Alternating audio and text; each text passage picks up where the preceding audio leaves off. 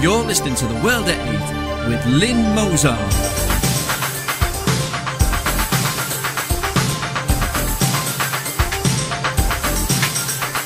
The World at 8, the number one in nationalist news.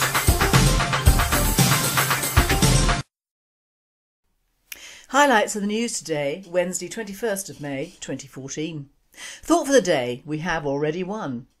Abu Hamza, 15 years of Britain's self-destructive madness before conviction. Dawn raids across Yorkshire, 5 held in Syrian charity fraud probe.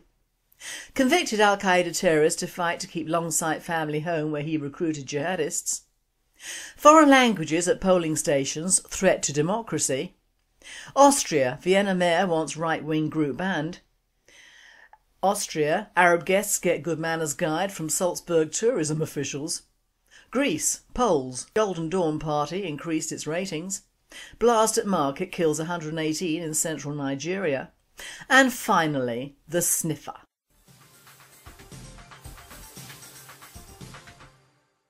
Thought for the day, we have already won.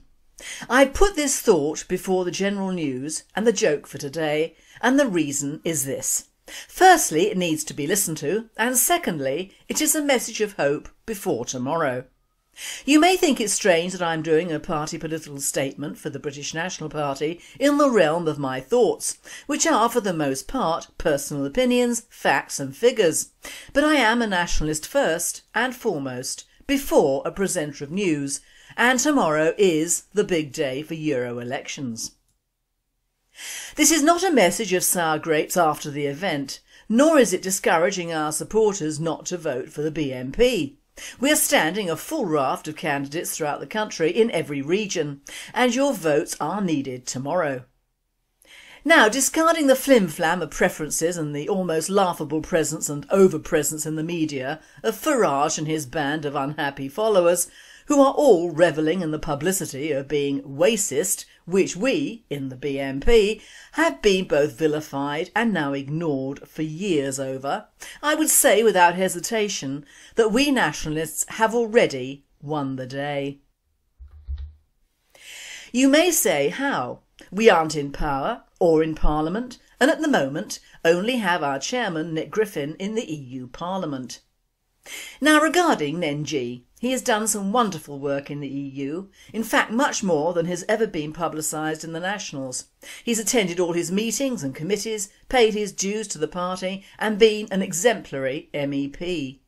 All of which Farage has been lacking, and why the media, very rarely even pre-EU elections, have been blowing off his particular EU trumpet, which is a shameful attendance and voting record for the finances he gets and keeps from that awful snake pit. But the reason I'm not particularly worried about NG getting in again, although it would be wonderful, is that we have to look at what we have achieved without the media help, government backing and corporate funding. And that is we, the British National Party, have changed the face of British politics for all time. And this is in the face of both main parties taking everything from us, from logos and party emblems. See the Conservative Union flag tattered at the edges, remind you of the BNP heart logo? Union flags everywhere, red, white and blue much in evidence, and the One Nation Labour logo is a sight to behold where the red flag should really fly. Quite suddenly, in fact, since 2010, all the parties have become more patriotic in their messages, however all-inclusive they may seem. Even UKIP are pledging to get our country back. They must have seen our leaflets along the exact same title. But of course, the one difference is that UKIP is publicised as saying it, where we, of course, had been met with a wall of silence on that particular one and many other messages. Listening to an old fart in Kent saying that he liked what UKIP had to say, I almost barfed. UKIP and the rest are all saying the same message. Our message. Getting our country back.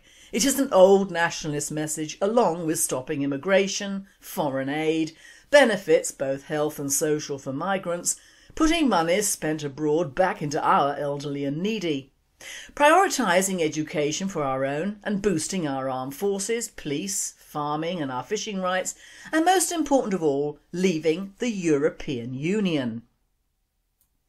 Now, where do you think the other parties got the gumption to actually say in so many words what we have been saying, printing and publishing for years? From us. And yet we will not get the credit for the originality of these ideas at all, which is why the establishment have hijacked them to what are supposedly less toxic political parties, which they hope the great British public will vote for. Perhaps the GBP will, I frankly don't care. It's up to them whether they vote for hypocrites who will forget every single item on their manifesto that smacks of nationalism in the coming years, or for us, who instigated these causes in the first place and would ensure that they were adhered to. Look at the news lately. The stolen girls in Nigeria. What a fuss. We've been reporting this for years, but it took Michelle Obama's stupid poster to rev the news. No such fuss over Rochdale and the subsequent groomings, which are all by the same mindset. Take halal. We have, over the last few years, been unrelenting on halal and unstunned slaughter. Now we have so-called official figures that, along with official unemployment figures and official immigration figures, you can take with a hefty pinch of salt. These and many other causes were originally taken up and explored by the British National Party first. We have already done our job. We have acted like an invisible steering committee in pushing public opinion towards what we know needs doing, and we have done it very well. We have, in short, influenced British politics far more by being ignored and unpublished than all the other parties who have been thrown in the public's face at every titch and turn. That is political success and a feat in itself, not the winning of official seats in a union which soon, hopefully, will be defunct, and which promotes the ruination of the UK, massive immigration, false and wicked laws, and a definite Islamic bias, and incidentally a union which will use financial blackmail to get what it wants. Bear this in mind tomorrow on your way to the polling station. We are not descended from fearful men, not from men who feared to write, to speak, to associate and to defend causes that were, for the moment, unpopular. Edward R Murrow.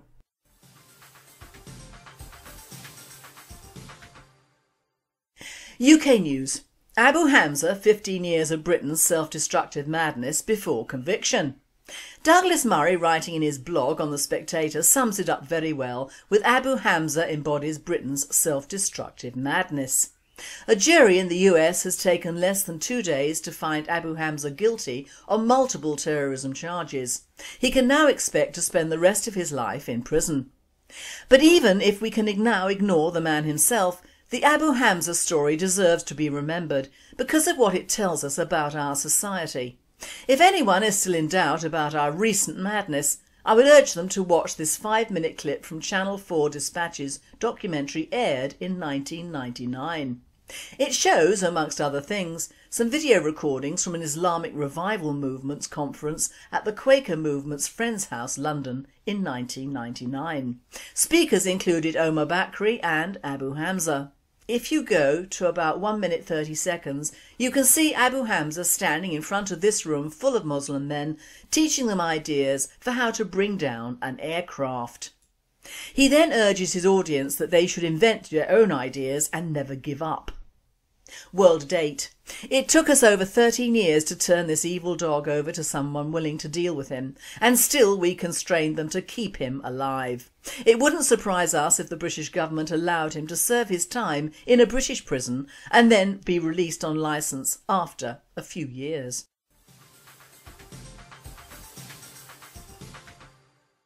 Dawn raids across Yorkshire, 5 held in Syrian charity fraud probe.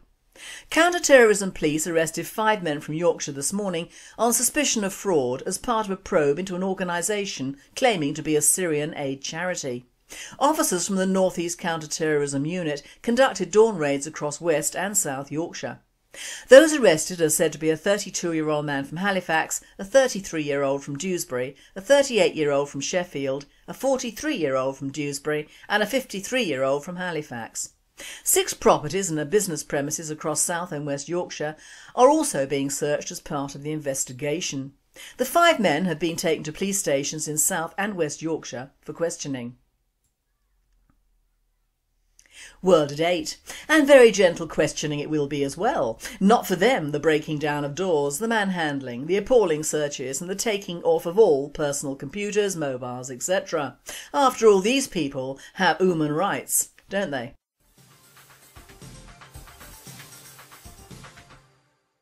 Convicted Al-Qaeda terrorist in fight to keep Longsight family home, where he recruited jihadists. From the Manchester Evening News. Crown prosecutors will go to court today to recover legal fees and assets worth £900,000 from a convicted terrorist. Munir Faruqi, 57, was handed 4 life sentences in 2011 after undercover cops exposed how he ran a recruiting station in Manchester for Al-Qaeda. Using a religious stall or dawah at Longsight Market, the Pakistan-born UK national recruited young men to fight jihad or holy war against Western forces in Afghanistan.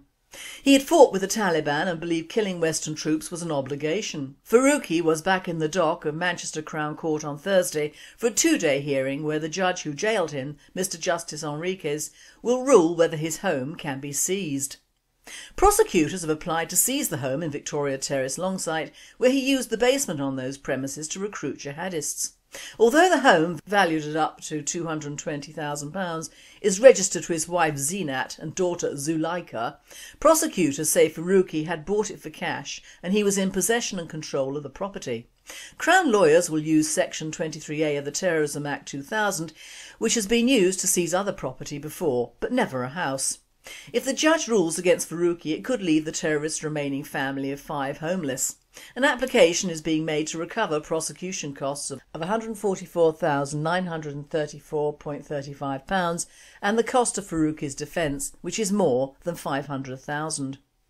Prosecutors will argue he lied at the time he applied for legal aid by claiming he had no income, when in fact he was a landlord with 2 other properties. They say he acted as the landlord of family-owned houses rented to students at Brook Road and Lawn Road in Fallowfield, said to be worth a combined £500,000. Some 17,000 people have signed a petition opposing the move to seize the family home.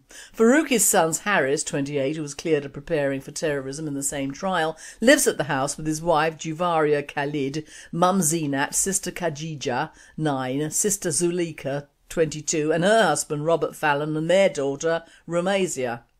Their supporters argue they are being punished and could be made homeless even though they have committed no crime. Their campaign is backed by Longsight Baptist minister Reverend Gary Sarah Domini.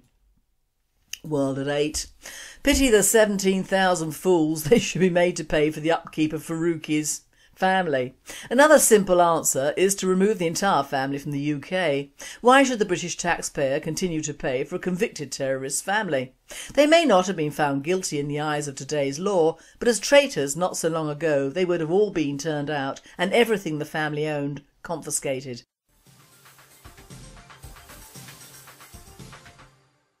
Foreign languages at polling stations a threat to democracy. The integrity of the ballot box is under threat because councils are allowing interpreters in polling stations, a minister has said. Voters who do not speak English are at risk of being pressured or influenced by translators, undermining local democracy, Brandon Lewis said. It follows allegations of remarkable swings to Labour in recent elections in Tower Hamlets, East London, in cases where it's claimed Bengali interpreters wrongly directed people on how to vote. Mr Lewis, the local government minister, said council officials, the police and the public are unable to scrutinise the electoral process if officials are speaking to voters in a foreign language. World at 8. Allowing foreigners to vote in our country is an affront to all British people everywhere anyway. Who cares what they think or if they can vote? They're hardly likely to be voting for anything remotely nationalistic, are they?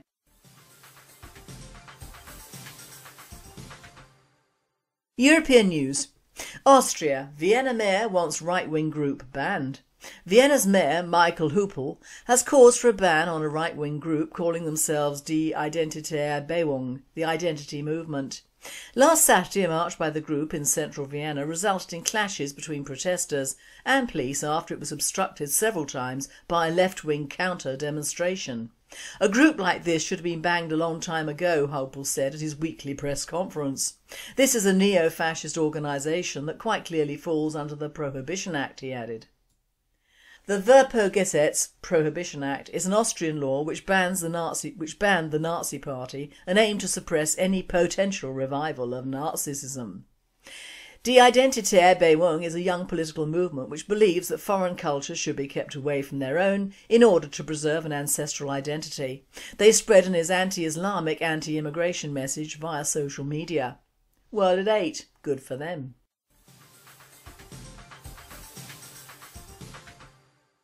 Austria. Arab guests get good manners guide from Salzburg tourism officials. Tourism chiefs in Salzburg have created an etiquette guide for Arabs in a bid to stop them trying to haggle over prices, cooking in their rooms and dumping their litter around the region. The pamphlets are being handed out to Arabic guests in the lakeside resort of Zell am See, regarded as one of the most picturesque and expensive of Austria's tourist destinations. But it is not just the burqa that is causing problems. Zell am See prides itself on the natural beauty of the region, and they claim that Arabs are leaving rubbish all over the place as well. They're also accused of ignoring the traffic laws everybody else has to observe, in particular parking, and the pamphlet partly came about as a result of discussions between local police and tourism officials over driving issues. World at 8. Well, that is the way these people behave when abroad. However, if a European goes to their countries to work, they have to practically convert to Islam to exist. Double standards all the way around.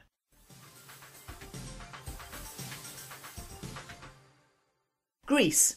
Polls. Golden Dawn Party increased its ratings. The Greek party, Chrysiavgi, Golden Dawn, saw its ratings soar in the Sunday elections after it nearly tripled its ratings in Athens and managed to elect councillors in 12 of the country's 13 electoral districts as daily to Vima online reports today.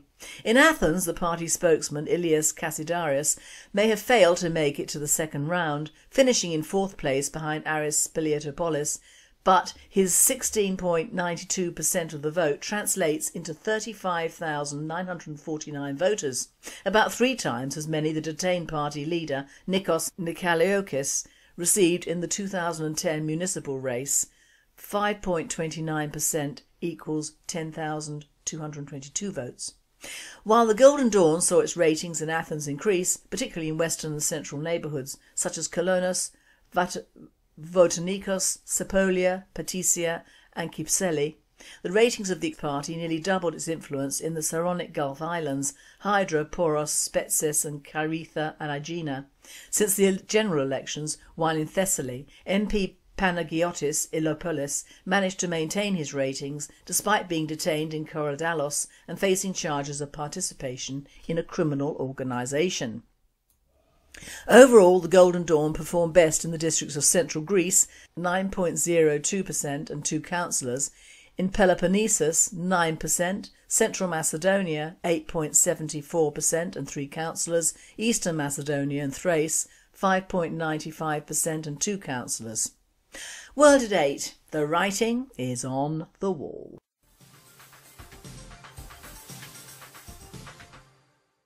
World News. Blast at market kills 118 in central Nigeria. At least 118 people were killed in Tuesday in twin blasts in a market in the central Nigerian city of Jos, an official said, and in the morning the toll could climb. The explosions, which targeted Terminus Market, went off some 20 to 30 minutes apart, setting fire to the entire venue. The death toll stands at 118. This is the number of victims recovered from the scene of the explosions, but we're still searching through the smouldering debris for more bodies, said Mohammed Abdul Salam, coordinator for the National Emergency Management Agency in the city. The figure may rise when the search is over, Abdul Salam said. A journalist on the scene of the first explosion called it massive. People were screaming and running, some covered in blood. Some had to be carried away, the journalist reported. An ambulance driver who asked not to be identified said he saw at least 15 bodies and about 30 injured. Plateau State Commissioner Chris Olakpe described the blasts as terrorist activities but refused to speculate on who might be responsible. He said the first blast was a suicide car bomb while the second was caused by an improvised explosive device in a separate car. World at 8. Hardly a Christian act, so we can assume it's the Muslims yet again. Wherever you get Muslims, you get trouble with a capital T.